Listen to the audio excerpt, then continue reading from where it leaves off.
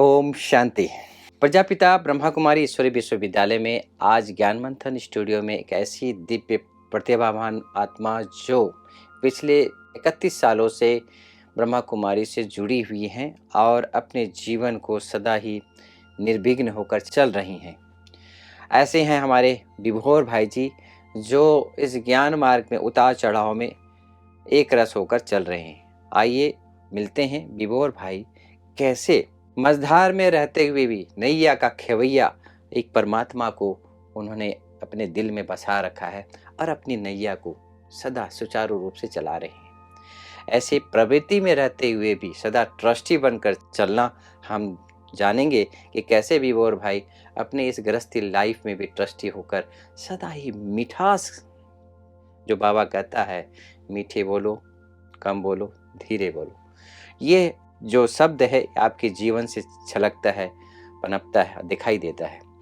तो आइए मिलते हैं ऐसे विभोर भाई जी से और कैसे अपने जीवन को वो आगे लेके जा रहे हैं, गृहस्थ में भी अपने आप को आगे बढ़ा रहे हैं। आइए मिलते हैं एक स्पिरिचुअल लीडर विभोर भाई जी से। विभोर भाई ओम शांति। ओम शांति, ओम शांति। विभोर भाई आपका जन्म कहाँ हुआ था?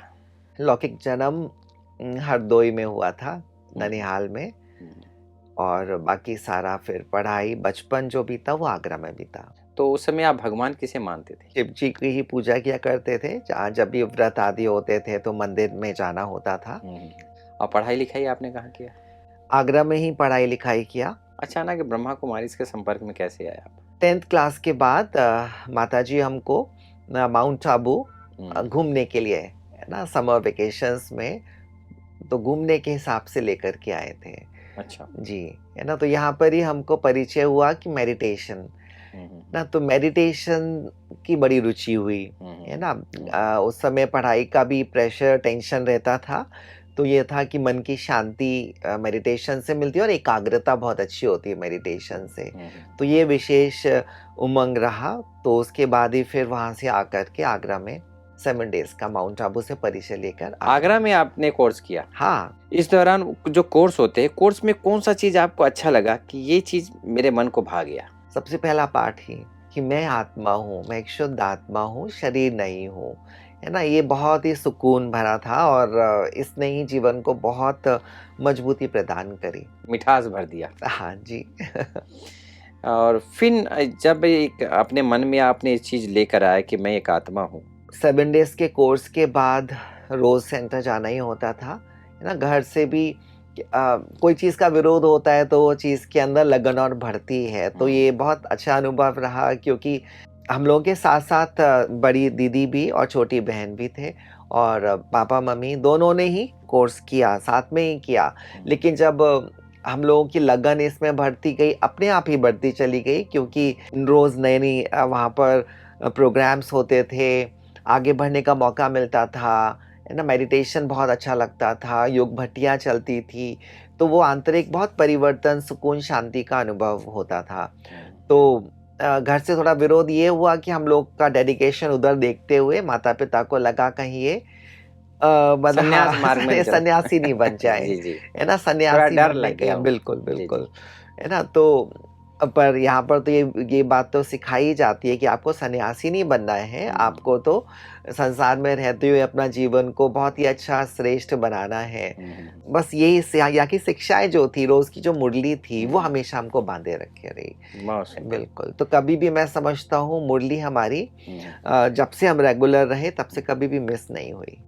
इस दौरान कहीं कुछ बाधाएं, कुछ तकलीफें आपके हुई?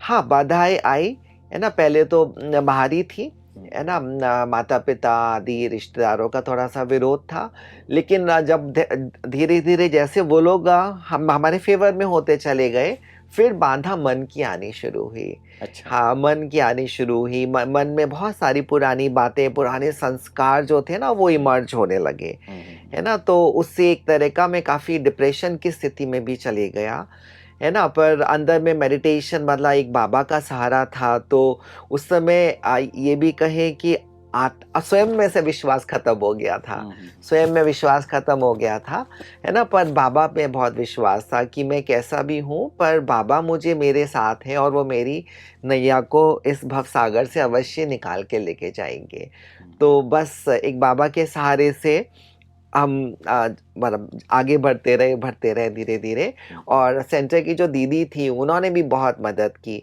क्योंकि उनको भी हम कम्युनिकेट करते थे सारी चीज़ें, उनको भी मालूम पड़ता था कि अभी हाँ, ये किस मनोस्थिति से गुज़र रहे हैं। हम्म, तो उनका भी बहुत सहयोग रहता था। वो भी कहते थे कि रोज़ एक बार सेंटर आ जाओ, भले देर आओ कोई बात नहीं है, पर हम्म, आ जाओ, है ना? तो उससे बहुत ताकत मिलती थी। और अंदर में वो इस प्रकार का संस्कार इतने दिन में बन गया था कि अंदर से आवाज़ आती थी कि सेंटर नहीं जाना है। मतलब मन इस समय जो है ना, जी वो जी, जैसे खींचता था वो, माया के वश माया के था, वश, तो जी वो जी। कहता था सेंटर नहीं जाओ, नहीं जाओ। हम्म, पर बहन जी की बात याद आती थी, बाबा की बात याद आती थी, तो हम हम्म, फिर चले ही जाते थे, है ना? दिन में हम्म। कैसे भी करके अपने को क्योंकि वो खींच-खींच प्यार मिला करके था, पहुँच मधुबन में जाते वो थे। प्यार मिला था जी, जी, जी, इसलिए। जी, जी। और फिर इन परिस्थितियाँ जो है मानसिक रूप से जिस प्रकार से आप संघर्ष में आप विजय प्राप्त किए, और फिर माँ-बाप ने भी आप बता रहे हैं कि बहुत वहाँ से भी आपको बहुत झेलना पड़ा। किस तरह से परिस्थितियों के सामना आपने किया? पहले तो स्कूल की लाइफ थी, तो स्कूल के बाद माता-पिता का यही था कि अपने पैरों पे खड़े हो जाओ। हुँ, तो उनका मतलब ऐसे और कोई ज़्यादा प्रेशर उस रूप में नहीं था, बस उनको ये लगता था कि ये कहीं घर-बार छोड़ के ना चले हुँ, जाएँ और बस ये अपने पैरों पे खड़े हो जाएँ। कुछ अच्छा एक जॉब अच्छा अपना ये कर लें, वो रहा, है ना? तो पढ़ाई की तरफ से उनका ज़्यादा था। पर अभी जो मैं जो मानसिक उथल-पुथल से गुज़र रहा था, तो वो स्थिति में मन की एकाग्रता भी नहीं हो पा रही थी। तो पर अंदर में बहुत सारी चीज़ें पुरानी निकल के आ रही थी, पर उसका विधि नहीं समझ में आ रही थी, इनसे हम बाहर कैसे निकलें, है ना? पर बाबा की मुरली में आता था, "बच्चे, है ना, बाबा को बताओ, सब बताओ।" है ना? अब हम तो बाबा को योग में बता देते थे, ठीक है, लेकिन फिर ये धीरे-धीरे अनुभव हुआ कि बाबा अर्थात जैसे कि जो निमित्त आत्माएँ हैं, बाबा उनके थ्रू सुनता हुँ, हुँ, है ना? तो जो सेंटर की दीदी थी, फिर उनको हमने सब बताना शुरू किया, है ना? चाहे लेटर लिख कर के भी ना, तो बहुत जैसे हमें पहले लगता था कि हम उनको बताएँगे तो शायद वो नाराज़ होंगी, है ना हमको? लेकिन ऐसा नहीं, उनका उस समय प्यार के सागर का स्वरूप अनुभव होता था, उनका हर प्रकार से सहयोग, योग के वाइब्रेशंस भी मिलते थे, है ना? ये भी हुँ, अनुभव होता था कि बहन जी के वाइब्रेशंस हमको मिल रहे हैं और उस समय शांति की भी अनुभूति होती थी, है ना? मन एकाग्र भी होता था और ऐसे करते-करते फिर एकदम मन हमारा एकाग्र होना शुरू हो गया। हमारा जो अंदर की उथल-पुथल थी, हुँ, वो हुँ, सारा पुराना जो व्यर्थ था उसके कारण थी। अब वो है ना सागर में समानी होती है, पर वो ज्ञान गंगाओं के थ्रू ही सागर में जाती है ना? डायरेक्ट नहीं हुँ, हुँ, जाती है। तो हुँ, ये हुँ। अनुभव हुआ कि बहुत 5-5, 6-6, 8-8 घंटे भी योग करते थे, है ना? अच्छा, लेकिन उससे इतना फ़ायदा नहीं नहीं, और हुआ, जितना आप स्पष्ट जितना हाँ, जब हमने वो सुना दिया। स्पष्ट सुनाया ना, हुँ, हुँ, हुँ, अंदर का हुँ, खाली किया, तो हुँ, हुँ, सेकंड में होता चला गया परिवर्तन। तो वो बहुत ही अच्छा अनुभव रहा और इसको तो हम अभी तक भी कंटिन्यू करते हैं। हुँ, हुँ, हुँ। तो मतलब बाहरी लौकिक परिवार की तरफ से परिस्थितियाँ इतनी बड़ी नहीं थीं, जो हुँ, मन की परिस्थितियाँ थी ना वो बहुत बड़ी थी, है ना? बहुत उस सही। समय तो उनसे ऐसे बाबा से हमें पूरा सहयोग मिला, परिवार से बहुत सहयोग मिला। दोस्तों, जीवन में अंतःकरण से भी जो तूफ़ान आते हैं, तो उससे भी सँभलना पड़ता है, और अपने आप को उसको समाधान करने के लिए कुछ बाहरी हमारे जो निमित्त हैं, उनका भी सहारा लेना पड़ता है, ताकि हम आगे बढ़ सकें। विभोर भाई, कैसे आप लौकिक और अलौकिक दोनों का बैलेंस कैसे रखती हैं आप? जैसे पहले तो ख़ैर जॉब किया, फिर अभी तो बाबा ने स्कूल है ना, छोटा प्ले स्कूल जो है उसके निमित्त बनाया है। तो हर चीज़ को जैसे बाबा ने ही सारा गाइड किया कि हर एक को हायरार्की में रखो, हुँ, हुँ, है ना? कि सबसे इम्पोर्टेंट क्या है, फिर क्या है, फिर क्या है। तो लौकिक को भी बाबा ने अलौकिक में परिवर्तन करवाया। वो जो ट्रस्टीशिप वाली बात आप कह रहे थे, तो वो बात कि अभी लौकिक को भी हम यही मान के चलते हैं कि ये भी बाबा का यज्ञ है और बाबा ने ये सेवा दी हुई है, तो इसके द्वारा मुझे सेवा करनी है। ना तो जब इस रीति से जब हम आगे बढ़ते हैं, साथ ही साथ स्वयं की मन की शांति के ऊपर और बुद्धि की एकाग्रता के ऊपर सारा फ़ोकस रहता है। कोई भी बात यदि हमको आश्रम की सेवाएं बहुत हलचल में ला रही होती है, तो भी बाबा की श्रीमत है कि बाबा ऐसी कि बच्चे ऐसी सेवा नहीं करो, है ना? थोड़ा अपने को एकाग्र कर लो, शांत कर लो, है ना? पहले आपका मन शांति में हो, तब फिर आपके द्वारा बाबा ऑटोमेटिकली सेवा कराएंगे। तो मेन थोड़ा भी मन के ऊपर ज़्यादा ध्यान रहा है कि कोई भी बात होती है, हम रोज़ रात में बाबा को लेटर में लिख करके देते हैं। तो हमें क्लियर होता जाता है कि कहाँ यदि कुछ डिसबैलेंस भी हो रहा हो, तो बाबा ऑटोमैटिकली सामने बैलेंस वाली स्थिति ले आते हैं। तो कहीं भी अभी पहले शुरू-शुरू में होता था कि हम फ़ोर्स में दूसरों के प्रभाव में आ जाते थे, ना दबाव में आ जाते थे, तो मालूम नहीं पड़ता था कब डिसबैलेंस हुआ। लेकिन जब हम क्लियरली बाबा के साथ कम्युनिकेट करना शुरू किया, तो वो फिर अंदर से अपने आप ही बैलेंस वाली स्थिति आती चली गई, ऐसे। तो बहुत आसान हो जाता है। वहाँ ईश्वरीय शक्ति काम करती है। अभी तो बाबा को ये बस कहना पड़ता है, बाबा आप उनको सँभाल लेना, आप उनको सँभाल लेना, बाबा सब सँभाल लेते हैं।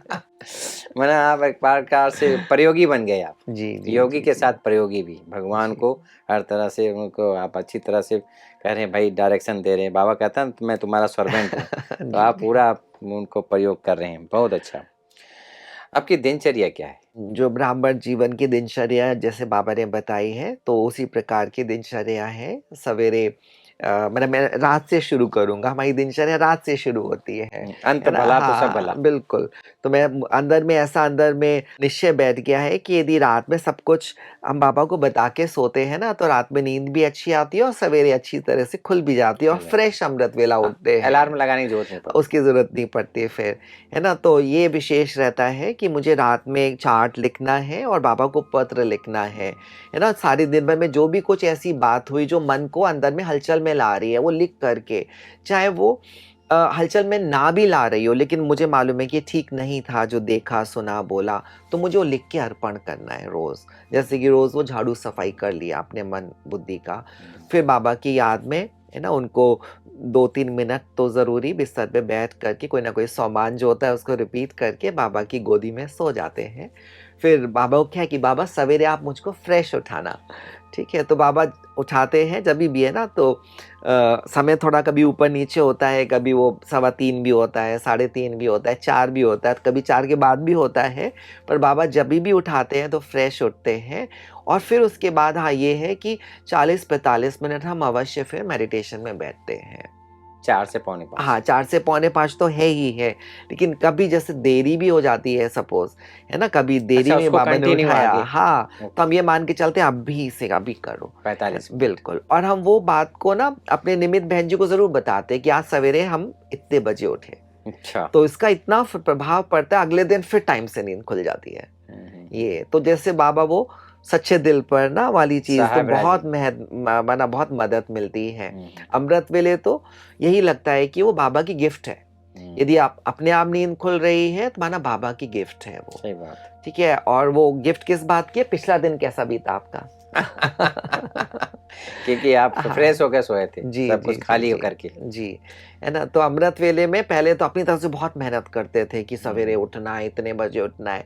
तो वो उठ कर के भी वो आनंद और खुशी और योग नहीं लगता था। ज़बरदस्ती नहीं हो सकता है अमृत वेला। अमृत वेला तो जैसे बाबा की पूरी मदद होती है, ऐसे। तो ये अमृत वेला हुआ, फिर तो मुरली क्लास के लिए जाते हैं। फिर बाकी सवेरे स्कूल के अंदर भी ऐसा सिस्टम बनाया हुआ है कि जो भी टीचर्स हैं, उनको 1 घंटा पहले बुलाते हैं। तो फिर जब सेंटर से आकर के फिर यहाँ पर उनका मुरली क्लास होता है। अच्छा सेंटर पे से आकर आप जो टीचर्स होते हैं उनको भी हाँ। आप मुरली हाँ, सुनाते हैं? हाँ, फिर मुरली क्लास या तो कितने तक है युगल है स्कूल? वो सुनाते हैं, नहीं तो हम सुनाते स्कूल कितने हैं। तक है? 10वीं स्कूल प्ले स्कूल तक है, प्ले प्ले स्कूल स्कूल। ही है, माना 4 साल तक के बच्चों 4 का साल के है। बच्चों हाँ। का है, तो जो टीचर हैं उनको भी आप मुरली हाँ, सुनाते हैं? उनको मुरली सुनाते हैं, ओके। उनको जब भी वो जॉइन करते हैं तो 3 हम्म, दिन में उनको राजयोग मेडिटेशन कोर्स भी कराते हैं। अच्छा। हाँ, सभी टीचर्स के लिए और फिर उनको मुरली सुनाते हैं। तो मुरली में जो विशेष ऐसी बातें हैं जो कि बच्चों से कनेक्टेड हैं और उनके तनावमुक्त जीवन से कनेक्टेड हैं, है ना? इस तरह से उनको सुनाते हैं मुरली। पूरी मुरली जी, नहीं, हाँ, मेन पॉइंट मेन बिकॉज़ उसमें ओके टाइम की लिमिट होती लिमिटेड होती है है। जी, जी, ना? जी। कि आधा पौना घंटे में ही पूरा करना होता सही है, बात तो है। वो मुरली उनको सुना हम्म, कर के फिर वो बच्चों को सँभालते हैं। तो लगभग 2 बजे तक ये स्कूल का हम्म, सारा कारोबार चलता है। हम्म, फिर दोपहर में रेस्ट और शाम को फिर ज्ञान योग शुरू होता है, 6:30 से 7:30 मेडिटेशन, फिर 7:30 से 8:15 बजे तक फिर मुरली होती है ना। वो जूम पर होती है, तो सभी भाई बहनें जो हैं जो कनेक्ट अप हो पाते हैं वो, और घर के हम परिवार वाले ज़रूर बैठते हैं। ये शाम का समय विशेष परिवार वालों के लिए रखा है कि हम अच्छा। ज़रूर आधा घंटा सब बैठ लें। कि छोटा बेटा है, मैंने 12th कर लिया है, पर क्या होता है कि आजकल के युवा जो हैं उनको इतना इंटरेस्ट नहीं है ना? तो पर ये है कि बैठ जाओ, है ना? भले तुम्हें समझ में नहीं भी आता है, पर आप बैठ जाओ, तो वो बैठ जाते हैं, भले आधा वाइब्रेशन तो समय। जाएगा। हाँ, बस ये है सही कि है। वाइब्रेशन जाता है कि सारा परिवार बैठ जाए, हम्म, माताजी हैं वो भी बैठ जाएँ और जो भी हैं रिश्तेदार वो सब बैठ जाएँ, कि आधा घंटा वो ऐसा समय है कि आपस में हम कोई समस्या है वो भी डिस्कस कर सकते हैं, नहीं तो बाबा की मुरली तो सुनते ही हैं। आपकी हॉबी क्या है? वेस्ट को बेस्ट बनाना और साथ में लिखना, है ना? लिखना हॉबी है। आपकी ये प्यारी सी मुस्कान, ये आप बचपन से लेकर आए कि कुछ आपने इसके लिए कुछ मक्खन माली तैयार किया? नहीं, पुरुषार्थ तो क्या इसके पीछे भी हुआ ही है, और मैं कहूँगा बड़े दादी का भी वरदान है ना? बड़े दादी से जब मिलना हुआ था, जब हम मतलब वो डिप्रेशन की स्थिति से गुज़र रहे थे ना, तब दादी के पास गए थे मिलने के लिए। तो बड़ी दादी ने भी उस समय सदा मुस्कुराते रहने का ही जैसे वरदान दिया था, है ना? तो तब से इसको जोड़ लिया है बाबा की याद के साथ। मतलब कि यदि हम मुस्कुरा रहे हैं मतलब बाबा की याद है। मुस्कुराहट गायब मतलब बाबा की याद नहीं है। तो कभी तो अंदर से ही मुस्कुराहट बहुत अच्छी आती है, कभी नहीं भी आती है तो भी ज़बरदस्ती मुस्कुराते हैं। ठीक है? तो ताकि फिर वो संस्कार में ढल हाँ, जाए। संस्कार में आ जाए और बाबा की याद बनी रहती है, ऐसे। बहुत सुंदर। विभोर भाई, जैसे कि भगवान कहता है राजयोग की शक्ति से हम राजाओं का राजा बनते हैं। तो राजयोग के एक प्रकार से क्या क्रिया है, इसके बारे में बताएं। राजयोग अर्थात परमात्मा के साथ कनेक्शन, परमात्मा के साथ जोड़। तो अभी बहुत सहज रूप में यदि राजयोग को हम डिफाइन करें, तो केवल ये है कि रोज परमात्मा के महावाक्यों को सुनना राजयोग है। अच्छा, मुरली को सुनना। जी, है ना? ये रोज सुनते जाएं बस, फिर परमात्मा सारा काम आपसे करवाते हैं। आपको कुछ मेहनत नहीं करनी पड़ती, ठीक है? तो बस आप रोज़ वो सुनते जाएँ, है ना? सुनते जाएँ, सुनते-सुनते आप वो करने भी लगेंगे, सारी चीज़ें। तो कोई प्रकार का बंधन नहीं, है ना? चाहे कोई धारणाएँ आपसे नहीं भी हो रही हो, पर आप बस भगवान को रिपोर्ट करते जाओ, बताते जाओ कि ये बातें आपकी मैं धारण नहीं कर पा रहा हूँ, है ना? तो वो उनका काम है ना? शक्ति भरना, आइडियाज़ देना, ईज़ीएस्ट तरीके से आसान तरीके से कैसे वो बात आपके जीवन में आए। है ना? वो वही माना सबसे। वो मन बुद्धि को यूज करेगा बाबा, हाँ, और हाँ, हम हाँ। राजाओं का राजा बनते जाएंगे। जी, जी, जी, जी। हमको कुछ भी करने की जरूरत नहीं है, संस्कार हमारे बढ़ते हैं, इसी जी, मुरली से हम कनेक्ट रहें। जो बिल्कुल, अभी बिल्कुल। परसों रोज बाबा ने कहा था कि पढ़ाई और याद, ये दो जी, ऐसा सब्जेक्ट है जी। जिससे हम देवी देवता बन सकते हैं जी। बिल्कुल, बिल्कुल। तो इसके अंदर मैं बस थोड़ा-सा और जो जैसे क्या होता है कि हम आत्मा के मन, बुद्धि और संस्कार ये 3 चीज़ हैं। तो बुद्धि में जैसे संकल्प शक्ति हमारी जो जैसे कि हम जो अंदर में विचार करते हैं, मान के चलो मैंने विचार किया मैं अष्टभुजाधारी दुर्गा हूँ। तो अब ये संकल्प किया, अब इसका चित्र बनता है ना, विजुअलाइज़ेशन होता है, चित्र बनता है। तो वो चित्र और ये बुद्धि, जब ये दोनों चित्र बन गया और बुद्धि में जो संकल्प है इसको एकाग्रता कहा जाता है। तो मन में ये चित्र बनता है, ठीक है? अच्छा। हाँ, है ना? मन को दर्पण बोला जाता है ना? मोरा मन दर्पण दर्पण कहलाए, कहलाए है ना? जी। तो मन विजुअल आते हैं और मन हमारे कहेंगे मन हमारे कंट्रोल में नहीं है। मन में हमें भावनाएँ भी उत्पन्न होती है ना, इमोशंस आते हैं, साँप निकल के आया तो आप संकल्प ये करोगे नहीं कि मैं डरूँ, वो तो डर पहले ही आ गया, ठीक है? तो इमोशंस हमारे कंट्रोल में नहीं है। फिर हाँ, हम बुद्धि में संकल्प करते हैं कि मैं मास्टर सर्वशक्तिवान हूँ, मैं प्रकृति का मालिक हूँ, ये भी एक बाबा का बच्चा है ना? ये भी एक निर्दोष प्राणी है। ये हम संकल्प फिर बाद में करते हैं, पर इमोशंस तो आ गए हमारे, है ना? तो वो मन की स्थिति है। तो मन में जो चित्रण होते हैं, जैसे कोई भी डर के ख़्यालात भी आते हैं ना, देखो चित्रों के रूप में आते हैं, है ना? कभी मान के चलो हमारा कोई बच्चा है, वो देरी हो गई उसको स्कूल से घर आते समय, तो मन में वो चित्र बनने शुरू हो जाएँगे। ठीक है? उससे फिर हमारे ख़्यालात बनने शुरू हो जाएँगे, कहीं एक्सीडेंट ना हो गया हो, है ना? अखबार की कटिंग्स दिखाई पड़ना शुरू हो जाएँगी कि कि कोई बच्चे का एक्सीडेंट हो गया था, उसका किडनैप हो गया था, हमने माने जो पढ़ा हुआ है ये मन के प्रकंपन अंदर ही अंदर हमारे अंदर अंदर संस्कार के अनुसार वो चलने चालू हो चलना जाएंगे। शुरू होते हैं। पर अब इसमें सबसे बड़ी जो ज़रूरत होती है, हमें अपनी बुद्धि को यूज़ करना होता है। बुद्धि हमारे हाथ में है। सद्बुद्धि जिसको कहते हाँ, तो बुद्धि में हम ज़रूर बाबा के दिए हुए जो सोमान होते हैं ना, उनको हम रिपीट करना शुरू करें। हैं। घबराहट को अपना काम करने दें, घबराहट हो रही है होने दो, पर मैं मास्टर सर्वशक्तिवान हूँ, बाबा मेरे साथ है, बाबा मेरे साथ है, मैं मास्टर सर्वशक्तिवान हूँ। हम बस इसको रटना शुरू कर दें। बुद्धि में रिपीट करना शुरू कर दे, धीरे धीरे ना वो सारी घबराहट शांत होती चली जाएगी। सूर्य प्रगटा अज्ञान अंधेर विनाश, विनाश। तो बिल्कुल। वो बहुत जी, अच्छा तो आपने बुद्धि शब्द को किया। हमको बहुत यूज करना है। तो हम्म। बुद्धि सारे दिन में हमको खाली नहीं छोड़नी है, कुछ ना कुछ उसमें समाना रिपीट करते रहो करते रहो। परिस्थितियां कैसी भी आएंगी, हलचल वाली आएंगी, मन हलचल में आता रहेगा, पर बुद्धि के आधार से हम आत्मा अचल अडोल रह सकते हैं। बहुत खूब। जी दोस्तों, जीवन में हमें अगर अचल और डौल बनना है, हमें सफलता को प्राप्त करना है, तो हर कार्य में बुद्धि को जरूर, जिसको सद्विवेक कहें या बुद्धि कहें, समझ कहें, या उसको हम एक नई दिशा कहें, वो हमको लेना जरूरी है। जब तक हम उस बुद्धि को हम अपने साथ में नहीं हम साथी बनाएंगे, तब तक हम सफल नहीं हो सकते हैं।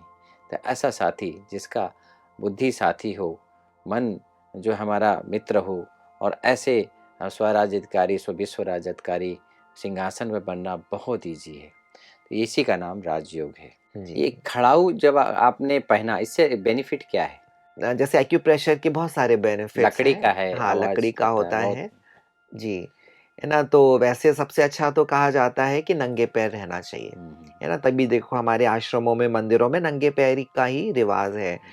पर क्या होता है कि घर के बाहर आप जा रहे हैं तो फिर कंकड़ पत्थर से बचने के लिए खड़ाऊ आदि पहनते हैं। घर में तो कोशिश करते हैं अधिकतर नंगे पैर ही रहे ना। सर्दियों में चलो अभी कड़ाऊ पहन रहे हैं। तो खड़ाऊ जो है वो पैरों के तलुए में ना सारे हमारे शरीर के अंगों के एक्यूप्रेशर के पॉइंट्स होते हैं। अच्छा, हाँ, खड़ाऊ में, खड़ाऊ नहीं, हमारे पैर में। पैर में, हमारे ओके। पैर में तो हमारा पैर जब ज़मीन पे नंगे पैर चलता है तो वो दबते हैं। दबते, ठीक है। ठीक है। अब हम्म, हमेशा तो नंगे पैर नहीं चल सकते हैं, तो हम्म, फिर खड़ाऊ में क्या होता है, वो भी चपटी होती हम्म। है ना? फर्श जैसी होती है, तो वो हमेशा ही फिर दबते रहते हैं। अच्छा, हाँ, पत्थर जैसा होता है इसीलिए। पत्थर जैसा होता है। तो ऑटोमेटिक हमारे शरीर की पूरी एक्सरसाइज होती रहती है। हम्म, अलग से 1-2 घंटे जिम में जाना या कहाँ कसरत करना वो संभव नहीं हो पाता है। हम्म। पर वो सारे दिन भर में पहनते हैं तो थोड़ी-थोड़ी एक्सरसाइज हमेशा हो जाती है। आपने मुरली सुना होगा, उसमें शब्द आता है अशरीरीपन। उसका कितना आप अपने जीवन में बेनिफिट देखते हैं? आज भी बाबा ने मुरली में कहा वही अशरीरी स्वरूप। अशरीरीपन अर्थात मैं आत्मा शरीर से अलग, ना? तो जैसे हम चमकते हुए सितारे आत्मा हैं, और जब हम शरीर से अलग होते हैं ना, तब हम अपने को इस रोल से अलग कर पाते हैं। सारा दुख अशांति ये मान के हम चलते हैं कि इस रोल में है। जैसे कोई फ़िल्म का एक्टर होता है, वो है तो बहुत अच्छा, लेकिन उसको रोल यदि मान के चलो, है ना, उसको कोई विलेन का मिस्टर मुगैम्बो का रोल मिला हुआ है, पर एक्टर बहुत अच्छा है, रोल में आएगा तो उसको वही रोल बजाना पड़ेगा, है ना? आप सोचो कि वो एक्टर अच्छा है तो वो रोल मतलब बहुत अच्छा हो जाएगा। पहले वो रोल यदि बहुत खराब वाला है, खलनायक का रोल है, और वो रोल प्ले करेगा अच्छा एक्टर, तो उसको बहुत ही दयालु दिखाए, ऐसा नहीं हो सकता है। उसको रोल वही प्ले करना है जो वो कॉस्ट्यूम के लिए डिज़ाइन्ड है। तो ऐसे ही हम सभी का रोल फिक्स है ना? शिव बाबा ने बताया कि ड्रामा में हर एक का रोल है। तो रोल के अंदर टेंशन है, तनाव है, कभी ऊँचा बोलना, कभी नीचा बोलना, कभी कहाँ भिन्न-भिन्न प्रकार का होता है। तो जो हम अपने आप को जो हम ग्लानि करते हैं कि मेरे से ऐसा क्यों हुआ? मेरे से ऐसा बोल क्यों निकला? जो हम आत्मग्लानि या अपने को बहुत दोषी ठहराते हैं। दोषी ठहराते हैं, तो उससे बहुत तनाव होता है। तो खुद को भी जब तक खुद को निर्दोष नहीं मानेंगे ना, दूसरे को मान ही नहीं सकते मान ही नहीं हैं। सकते। तो जो अशरीर का अभ्यास है, जब हम शरीर से अलग हो जाते हैं कि मैं तो शुद्ध शांत स्वरूप आत्मा हूँ, मैं वो रोल नहीं हूँ, मैं बाबा के समान हूँ, मास्टर शांति का सागर हूँ, तो वो एकदम रिलैक्स हो जाते हैं। ठीक है? फिर शरीर में आएँगे तो फिर वो जो शरीर का रोल है वो बजाना होएगा। ऐसे। तो बीच में जो जब अशरीरी होने का जो अभ्यास बाबा ने सिखाया और हम लोग करते हैं, तो वो टेंशन, शरीर का रोल हमको टेंशन नहीं दे पाता, है ना? तो हाँ, कुछ हुआ है वो हम बाबा को बताते हैं कि बाबा सारे दिन भर में इस रोल के द्वारा गुस्सा हुआ, ये हुआ, है ना? कुछ ऊपर नीचे बोल दिया, कुछ कर दिया। वो बता कर के हल्के होते हैं और आगे के लिए मुक्त हो जाते हैं उन बातों से, ठीक है? लेकिन उस समय भी जिस समय कुछ घटना घटी और हम अशरीरी हो जाते हैं, तो वो तनाव प्रभावित नहीं नहीं करता है। प्रभाव से मुक्त रहते हैं हम। जी, जी, जी। बहुत सुंदर। आज की युवा पीढ़ी जो व्यसन से मुक्त होना चाहती है लेकिन हो नहीं रही है और बहुत सारी बीमारियों के शिकार होते जा रहे हैं, उन युवाओं को क्या संदेश देना चाहेंगे आप? उन युवाओं से ज़्यादा तो मैं कहूँगा कि क्या परिवार वाले, है ना? क्योंकि कहाँ न कहाँ वो सारे युवाएँ जो हैं अंदर में आत्मा तो आनंद स्वरूप है और हम सब आत्माएँ कहीं न कहीं से ना आनंद प्राप्त करना चाहते हैं। जब हमको वो आत्मिक आनंद नहीं मिलता है, तो हम स्थूल साधनों से लेना चाहते हैं, है ना? आत्मा को आनंद चाहिए ही चाहिए, अपने आनंद की अवस्था में आत्मा रहना चाहती है। तो यदि नशों में मिलना शुरू होता है, कोई और व्यसनों में मिलना शुरू होता है, तो वहाँ से वो आनंद आत्मा लेना शुरू कर देती है। तो अब जब वो आत्मा को वो आनंद मिल रहा है, तब वो बुद्धि काम नहीं करती है। समझ, आत्मा को भले कितना भी समझ आए अंदर में कि ये मैं इसके वशीभूत हूँ, एक अच्छी चीज़ नहीं है, लेकिन वो छोड़ने की ताकत नहीं आती है। तो वो आनंद मिलना बहुत ज़रूरी है पहले तो, है ना? तो यदि उनको अच्छा वाला पॉजिटिव आनंद मिलना शुरू हो जाएगा ना, तो ये नेगेटिव व्यसन जो है सहज छूटेंगे। तो इसके लिए थोड़ा परिवार वालों को ये है कि परिवार वाले अपने भीतर वो आनंद क्रिएट करें। जो समझदार हैं, इन व्यसनों में नहीं है उनका परिवार वाले, जो माता-पिता, भाई-बहन, वो सब खुद अपने को ईश्वरीय ज्ञान और योग से इतना संपन्न और खुशनुमा बनाएँ, है ना? जिससे कि वो आनंद वो उसको ट्रांसफ़र कर पाएँ। तब वो समझाने से भी क्या वो आनंद मिलना शुरू होगा, तो वो छूटते जाएँगे। सकाश ऐसे। कहे या शुभ भावना की शक्ति कहे। हाँ, शुभ भावना की शक्ति और साथ में क्या होता है कि जब हम आनंद में होते हैं ना, तब हम बात कर पाते हैं। आजकल क्या होता है कि वो युवाएँ जो हैं, उनके अंदर भी बहुत सारी बातें भरी पड़ी हैं, जिसका बोझा उनको वो आनंद संसार बना परमात्मा का आनंद नहीं लेने दे रहा है ना? तो वो बातें शेयर करना बहुत ज़रूरी है। तो माता-पिता को जो बातें वो बता सकते हैं औरों को नहीं बता सकते हैं। तो माता-पिता, भाई-बहन ज़रूर उनसे बात करें, है ना? और बातचीत से उनके अंदर की बहुत सारी ऐसी जो कुंठाएँ हैं वो निकल के सामने आएगी। तो वो जो परमात्मा के साथ कनेक्शन है जिससे आनंद फ्लो होता है, वो खुल जाएगा। ब्लॉकेजेज़ अंदर ही खुल जाएँगे, तो फिर वो सहज बहुत ईज़िली वो कोई भी प्रकार का व्यसन छोड़ पाएँगे। आपके मीठी वाणी, दिव्य मुस्कान से आज का ये एपिसोड बहुत ही सुंदर हुआ। मैं समझता हूँ कि दर्शकों कि आज इस एपिसोड में आपने देखा कि कैसे विभोर भाई ने बड़े ही नम्र भाव से, मधु भाव से और अपने जीवन के बहुत कुछ ऐसे अनुभवों को साझा किया, जितने भी ये समाज के हर वर्ग को ये बहुत अच्छा प्रेरणा के स्रोत बने। और एक नए समय पर नए व्यक्तित्व के साथ फिर हम मिलते हैं। तब तक के लिए हमें इजाज़त दीजिए। ओम शांति विभोर ओम भाई। शांति, ओम ओम शांति। शांति।